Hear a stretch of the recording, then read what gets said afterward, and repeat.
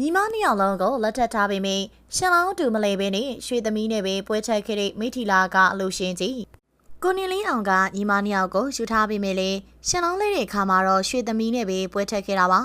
ရှင်ပြုတ်လူပွဲမှာ300ကြီးထောင်ကြီးကုန်ကြခံပြီးတော့လူရန်တက်ကြပြီးတော့မိထီလာမျိုးနဲ့ကန်တောင်ရွာကအလူကလေးတစ်ခုပါဝင်ဖြစ်ပါတယ်ရွှေသမီးကကိုနေလင်းအောင်ရဲ့လက်ကိုချိတ်ပြီးတော့ရှင်လောင်းလိုက်ခဲ့ပြီးအလူရှင်ကြီးကတော့ပီတီပြုံးနေနဲ့ဝင်နေပါတယ်အိမ်တော်20ပြူတဲ့သူတွေရှိပေမဲ့လေကိုနေလင်းအောင်ကညီမနှစ်ယောက်လုံးကိုတပြိုင်တည်းယူထားသူဖြစ်ပါတယ်။မွေးလာတဲ့ကလေးတွေကအသက်မတိမ်မရိပ်တွေဖြစ်တာကြောင့်သားသမီးတွေအကုန်လုံးကိုရှင်ပြုနာသားပေးလိုက်ပါတယ်။ရှင်ပြုဝဲကိုခက်ခဲနနာကျင်းပတာကတော့မထူးဆန်းပေမဲ့လေအလူရှင်ဖြစ်တဲ့ကိုနေလင်းအောင်ကညီမရင်းနှစ်ယောက်ကိုတပြိုင်တည်းယူထားပြီးမွေးလာတဲ့သားသမီးတွေကိုရှင်ပြုနာသားပေးတာဖြစ်ပါတယ်။ကိုနေလင်းအောင်ကရွှေသမီးနဲ့အလူလဲတလို့သူ့ရဲ့ဇနီးတွေကိုလည်းမေးမထားခဲ့ပါဘူး။ဇနီးတွေနဲ့အလူတူလဲဖို့အတွက်မင်းဖုံမြက်နဲ့ရှင်မွေးလာကိုပါငှားထားပေးပါရီဒါကြောင့်ရှင်လောင်းလေးတဲ့အချိန်မှာကိုနေလင်းအောင်နဲ့ရွှေသမီးကရှေ့ဆုံးကနေလှည့်ပြီးညီမနှစ်ယောက်ကတော့မင်းသားတွေကိုကိုစီလက်ချိတ်ပြီးတော့လိုက်ပါလာပါရီ